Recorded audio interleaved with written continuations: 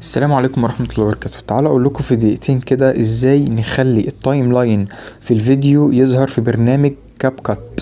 اول ما ندوس نيو بروجكت بنختار الفيديو اللي احنا عايزينه، وليكن مثلا الفيديو ده، بنعلم على العلامة اللي فوق وندوس اد تحت.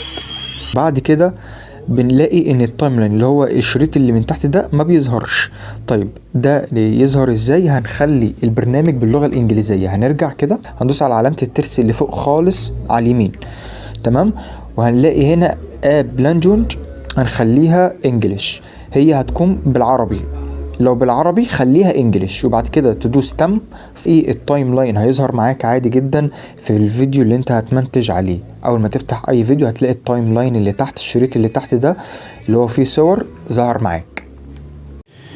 مش كده الجزء التاني ازاي نكتب نص بالعربي في برنامج كاب كات.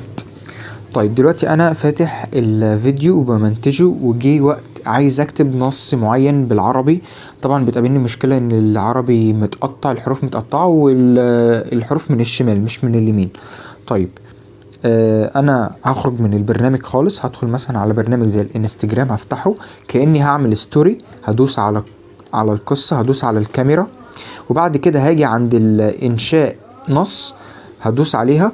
هنا يقول لي اضغط للكتابة. هنا مثلا هضغط، هكتب مثلا بسم الله الرحمن الرحيم.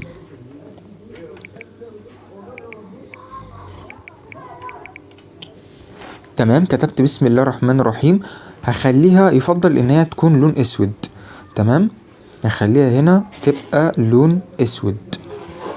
هقعد اغير كده في الالوان لغايه ما تبقى لون اسود. بعد كده هدوس على الثلاث نقط اللي فوق على الشمال، وبعد كده هدوس حفظ.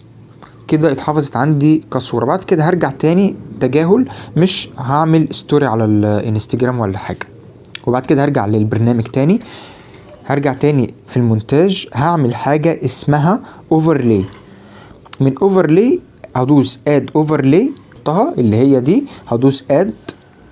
تمام، هنا طبعا زي ما انتم شايفين. طيب انا عايز كلمة بسم الله الرحمن الرحيم بس اللي تبقى على الفيديو. تمام، وده التايم لاين بتاعها، اقصر المدة بتاعتها او اطول المدة بتاعتها زي ما انا حابب. طيب اعمل الموضوع ده ازاي؟ اجي اعمل سبلايس المربعين اللي على بعض، سبلايس كده، وادوس على اوفرلاي او فلتر. تمام، وادوس اوكي.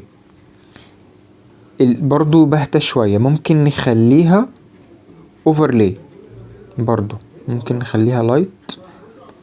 هو لازم يحصل افكت بس يعني لازم نستحمله. اللايتن او الفلتر، اي حاجة من الحاجات دي تناسب معانا هيبقى كويسة جدا. كده يكون وصلنا لنهاية الفيديو. ما تنسوش تدعموا الفيديو بلايك وسبسكرايب للقناة وتفعيل زر الجرس للكل عشان يوصلكوا كل جديد. شكرا والسلام عليكم ورحمة الله وبركاته.